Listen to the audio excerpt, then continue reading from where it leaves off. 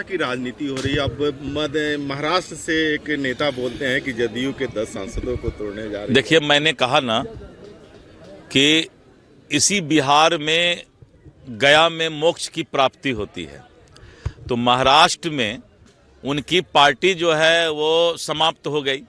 आपने देखा कि किस तरह से भारतीय जनता पार्टी और गठबंधन दल भारी बहुमत से वहां पर सरकार बनाने का काम की है। तो अब उन लोगों का वहां जो है समाप्ति में गया में मोक्ष प्राप्ति करेंगे आकर के, और यहीं पर एनडीए उनका मोक्ष करवा देगा, चिंता की बात नहीं। ये बीपीएससी की परीक्षा आज री एग्जाम हुआ, बहुत अच्छे ही तरीके से एग्जामिनेशन हो रहा है और 10,000 से ज्यादा विद्यार्थी मैंने 1-1.5 घंटा पहले देखा कि इसमें शामिल हुए। ये बहुत अच्छी बात है और इससे ये भी पता चल रहा है कि कुछ लोग, कुछ नेता जिनका वजूद उपचुनाव के बाद समाप्त होने जा रहा था, वो लोग आग में घी डालने का काम कर रहे थे और ऐसे परिस्थिति में आज उनको मुंहतोड़ जवाब मिला। सरकार संवेदनशील है, आयोग संवेदनशील है, रिजल्ट निकलने तक भी अगर किसी सेंटर का साक्ष्य प्राप्त होगा तो वहां भी सेंटर का एग्जामिनेशन कैंसिल करके सरकार वहां का एग्जामिनेशन कराने के लिए, आयोग वहां का एग्जामिनेशन कराने के लिए तैयार है। छात्रों के साथ एनडीए सरकार का संवेदनशील रिश्ता है, वो रहेगा। प्रशांत किशोर फिर क्यों आप अनशन करें जबकि सब कुछ अब और क्या काम है उनको? अभी कोई दूसरा काम उनका है तो बताइए, तो हम उनको बता देंगे कि भाई अभी और एक काम है आपका। अनशनें करेंगे, रोड पर ही घूमेंगे ना। राजनीतिक व्यवसायी हैं वो, तो व्यवसाय का, राजनीतिक व्यवसायी को तो कोई काम नहीं है, कहीं ना कहीं प्लेटफॉर्म तलाश रहे हैं। लेकिन बिहार की जनता राजनीतिक व्यवसायी को पैसा पर, सैलरी पर रख करके जो कार्यकर्ता रखेगा और पार्टी चलाने का प्रयास करेगा, वो पार्टी बिहार में नहीं चलेगा। बिहार में भावनात्मक पार्टी चलती है, व्यावसायिक पार्टी नहीं चलती है। तो पप्पू यादव और ये प्रशांत किशोर एकदम एक दूसरे पर पिल पड़े हैं। नहीं, अब आपने 1-2 नाम छोड़ दिया। सही बात है, आपने 1-2 नाम छोड़ दिया है।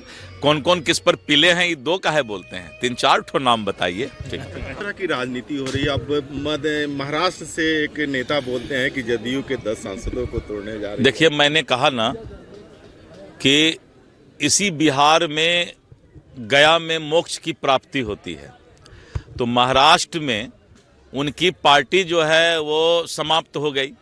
आपने देखा कि किस तरह से भारतीय जनता पार्टी और गठबंधन दल भारी बहुमत से वहां पर सरकार बनाने का काम की है।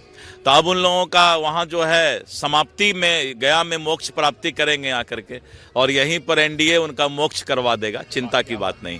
ये बीपीएससी की परीक्षा आज री एग्जाम हुआ, बहुत अच्छे ही तरीके से एग्जामिनेशन हो रहा है और 10,000 से ज्यादा विद्यार्थी मैंने 1-1.5 घंटा पहले देखा कि इसमें शामिल हुए।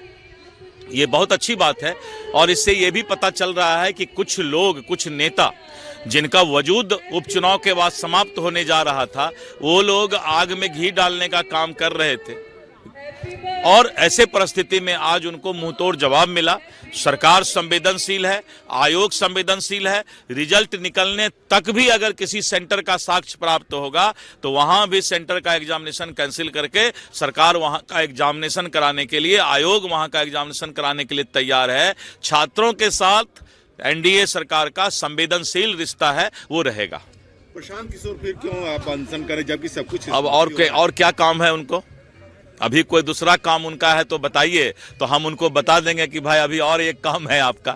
अनशनें करेंगे, रोड पर ही घूमेंगे ना। राजनीतिक व्यवसायी हैं वो, तो व्यवसाय का, राजनीतिक व्यवसायी को तो कोई काम नहीं है, कहीं ना कहीं प्लेटफॉर्म तलाश रहे हैं। लेकिन बिहार की जनता राजनीतिक व्यवसायी को पैसा पर, सैलरी पर रख करके जो कार्यकर्ता रखेगा और पार्टी चलाने का प्रयास करेगा, वो पार्टी बिहार में नहीं चलेगा। बिहार में भावनात्मक पार्टी चलती है, व्यावसायिक पार्टी नहीं चलती है। तो पप्पू यादव और ये प्रशांत किशोर एकदम एक दूसरे पर पिल पड़े हैं। नहीं, अब आपने 1-2 नाम छोड़ दिया। सही बात है, आपने 1-2 नाम छोड़ दिया है।